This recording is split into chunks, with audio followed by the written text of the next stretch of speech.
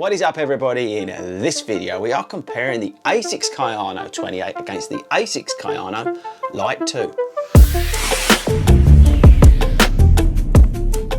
What is up everybody and welcome back to 40 Runs. How are we doing people? Let me know in the comments and while you're down there tell me, have you got either of these versions? If you have, let me know in the comments and let other people know how you'll find them, how you're getting on with them.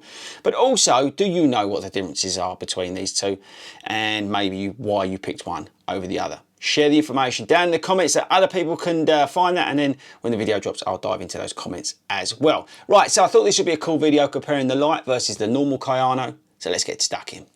Right, so the Kayano series from Asics is a long-standing max stability shoe offering from Asics, and what they did, I think it was last year or the year before, they came out with the Lite version. So they took the sort of box standard Kayano and they lightened it up and offered something a little bit different to this, because I think a lot of people in terms of, well, stability shoes and the Kayano in general think that basically it's too rigid, there's too much going on, it's too heavy, and it just feels like a lot of shoe. So they came out with the idea, and I think it's a great idea because they did the same with the Nimbus, and I love the Nimbus Lite, and they did the same with the Kayano. So they stripped away some of the stuff from it, and we'll come on to that in a minute, and they put out the Lite version, and it was quite popular because, as I say, it offered some of that stability, but not as much of a cumbersome shoe as the original Kayano. Now, if you've not seen the video, check it out that I've done on my pronation. I went along to Asics and I went on their machines, and they put me through the mill in terms of coming out with what I need for my sort of pronation, how I run and all that sort of stuff. Now, one of my feet is neutral, one of my strides is neutral, the other I need a little bit of pronation, need a little bit of help in terms of the shoe. Now, I came away with the GT2000, and I found out wear the Kayano if I needed to, but it may be a little bit too strong in terms of stability. That said, I have enjoyed running in the Kayano 28, and I'll come on to why in a minute. But I thought it'd be really interesting to see with the Lite whether it is a sort of not intrusive, less feeling stability shoe versus the 28 versus the original. So hopefully this is what we're going to achieve in the video. So let's get stuck in. Right, so the Kayano line of shoes from Asics is a long-standing stability line of shoes. This is the 28th incarnation of the shoe. It's very popular. It does exactly what you'd expect. It's got loads of gizmos in it to help you with your pronation, and it's been very popular over the years. But I think, was it last year or the year before, Asics stripped down the Kayano and came out with a Lite version. I think that's a lot to do with the fact of some runners find the Kayano, some of these max stability shoes, quite heavy, clunky, and basic and boring. So Asics, and I think it should be commended, stripped it down and came out with the Lite version. They also did the same with the Nimbus, and I'm a big fan of the Nimbus Lite 2, by the way. If you've not seen the video, check it out. So we've got the two new versions on the channel today. I wanted to talk about the differences between them, because maybe you're looking on the website and you can't work out what's going on where, and also which one I prefer, how I've been getting on with them, all that kind of stuff. So what's the best way? Let's start with the stats and features of each shoe first, and then we'll come on to how they feel and then which one I recommend. Okay, so we'll go Lite first, and both of these shoes are actually £155, and that's another conversation to be had, why they're so expensive. But we've got recycled mesh upper, we've got flight foam midsole. We don't have much gel in this shoe. There's a little bit here and a little bit here, but you'll see from versus the other, the Kayano 28, it's very much stripped of gel. This is a foam-based stability shoe, and you'll see on the medial side where it's built up there to help the stability. The biggest thing in terms of stability for the shoe is the width, and you'll see they've added more AHA rubber on the medial side as well to again help with that pronation a little bit. In terms of drop, it's got a 10mm drop.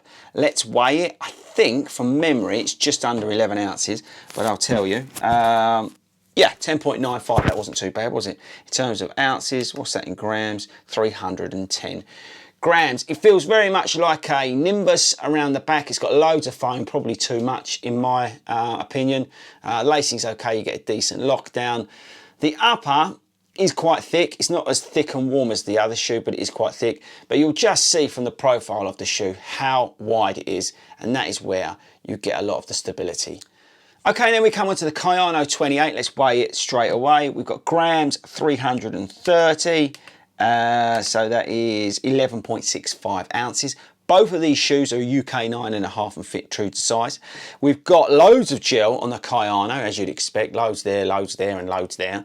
You've got, and I'm going to read this, Dynamic Duo Max foam on the inside. This is a denser, I wouldn't say harder material, but it's definitely firmer over the Flight Foam Blast, which is the biggest change in this shoe. It has the Flight Foam Blast, which is Asics, let's say, not most responsive, because it's different to what you've got in the Metaspeed Sky, but it's close. It's one of the fastest compounds that they make, and this has only got Flight Foam in it. This has got Flight Foam Blast, so it's a lot softer.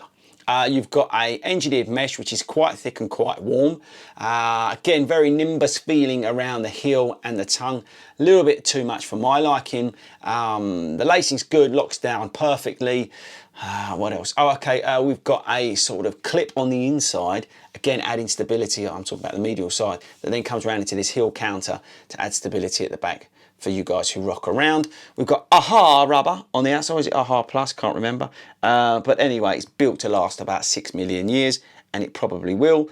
The other difference between this and the Lite is this has got the Trussic system, so it's got a rigidity system in. It's a bit of plastic that goes across. It links the heel to the toe, and it just adds some rigidity in terms of deflection from side to side. So that's where it's at in terms of the Kayano 28. Okay, so these shoes feel a little bit different when they're on foot. This feels a little bit lighter on foot, despite it not being that much lighter. It definitely does feel slightly lighter feeling shoe. The ride is, despite it not being the Flight Foam Blast, still pretty, not soft, but smooth, I would say. And that was the biggest thing about this, and we'll come on to it, is the smoothness of the shoe, but definitely feels smoother than it probably looks.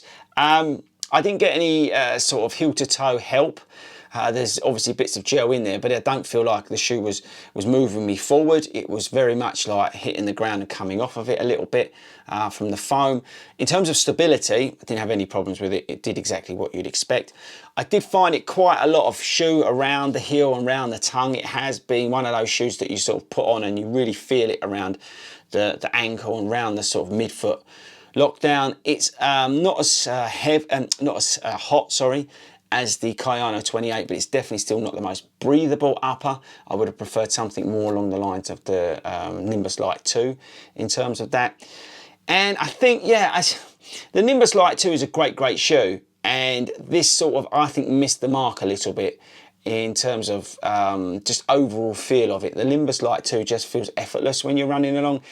Despite this sort of smoother feel to it, it still feels a little bit clunky and a little bit stability, and that's the problem I've got with it. But in terms of stability, it does exactly what you'd expect from it. But I think I mentioned it in the video before.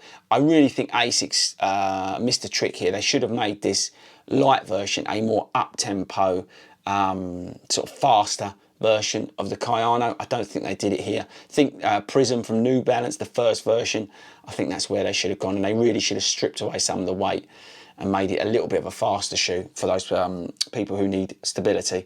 The outsole's great, as always with Asics. It's AHA rubber. Actually, is it AHA? Yeah, AHA Plus. So it's going to last about 6 million years, like I said. On the Kayano, the Kayano is too warm in terms of the upper. That's a real problem in the moment where it's really warm over here in the UK. But it does exactly what you want in terms of stability. The addition of the Flight Foam Blast is a real positive. I think the ride of it has been massively improved with the Flight Foam Blast.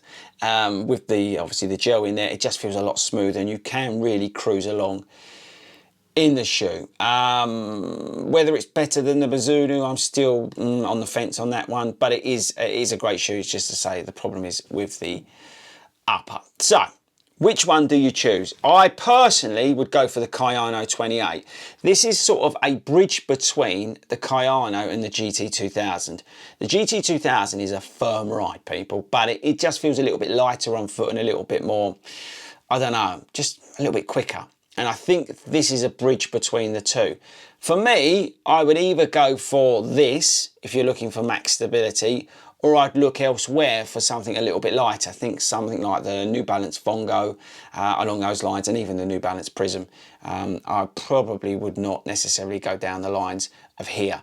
There's nothing particularly wrong with this shoe. I just think if you're spending £155, which I think is daylight robbery, you're better off getting the Kayano 28, because it will do literally everything in terms of stability, and there's not much difference in terms of weight, and I don't know, the feel of it, the ride of it is probably just as smooth here as well. So yeah, so there you go. Out of these two, I'd go for the Kayano 28.